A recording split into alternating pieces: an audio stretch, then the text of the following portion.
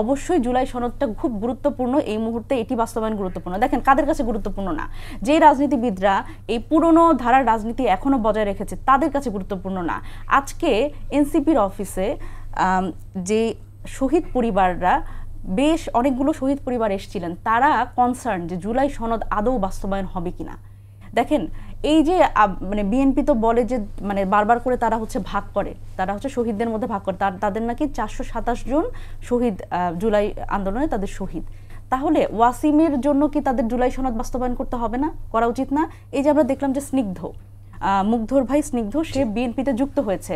সুতরাং সেই স্নিগ্ধ, আমার তো মনে হয় স্নিগ্ধর বলা উচিত জুলাই সনদ বাস্তবায়নের পক্ষে কথা বলা উচিত। এবং কেন সে যেই দলে যুক্ত হলেন সেই দলে কেন বর্ষিয়ান নেতারা কেন জুলাই সনদ বাস্তবায়ন নিয়ে কথা বলছে না, কেন এই শুধু সময়টাই এত গুরুত্বপূর্ণ হচ্ছে, বরং এটি গুরুত্বপূর্ণ হচ্ছে না যে জুলাই সনদ এবং সংস্কার নিয়ে আমাদের জনগণের কাছে যেতে হবে, আমাদের জনমত গঠন করতে হবে এবং গণভোটটাকে সফল করে আমাদের নির্বাচনের দিকে যেতে হবে।